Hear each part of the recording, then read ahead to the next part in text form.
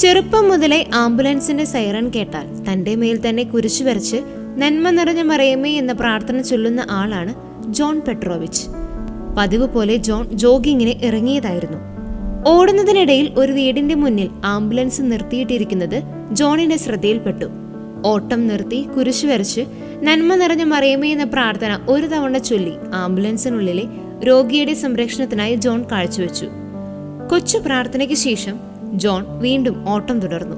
ഒരു ദിവസം ജോലി കഴിഞ്ഞ് ജോൺ തിരിച്ചു വരുമ്പോൾ അതേ വീടിന്റെ മുന്നിൽ വീണ്ടും ആംബുലൻസ് നിർത്തിയിട്ടിരിക്കുന്നതായി കണ്ടു. ആംബുലൻസിന് സമീപത്തെത്തിയ ജോണിന് നേരെ കൈവീശി ഉള്ളിലുണ്ടായിരുന്ന സ്ത്രീ വണ്ടിയുടെ വാതിൽ തുറക്കാൻ ആവശ്യപ്പെട്ടു. ജോണിനെ കണ്ടയുടനെ ആ സ്ത്രീ നന്ദിയും താങ്കൾ എന്റെ ജീവൻ രക്ഷിച്ചു എന്ന് പറഞ്ഞു. ഞാൻ എങ്ങനെയാണ് തങ്ങളുടെ ജീവൻ രക്ഷിച്ചത് എന്ന് ആകാംക്ഷയോടെ ജോൺ ആ സ്ത്രീയോട് ചോദിച്ചു. ആശുപത്രി കിടക്കയിലായിരുന്നപ്പോൾ ഈശോയുടെ ഒരു ദർശനമുണ്ടായി. ദർശനത്തിൽ താനാണ് എന്റെ ജീവൻ രക്ഷിച്ചതെന്ന് ഈശോ കാണിച്ചു തന്നു. ആ സ്ത്രീയുടെ ഈ വാക്കുകൾക്ക് മറുപടിയായി നന്ദി എന്നൊരു വാക്ക് ഉച്ചരിക്കാനല്ലാതെ മറ്റൊന്നിനും ജോണിന് കഴിഞ്ഞില്ല. ആത്മാർത്ഥത നിറഞ്ഞ പ്രാർത്ഥനയ്ക്ക് അസാധ്യതകളെ സാധ്യതകളാക്കാൻ കഴിയും എന്നതിനുള്ള ഒരു നല്ല ഉദാഹരണമാണ് ഈ സംഭവം.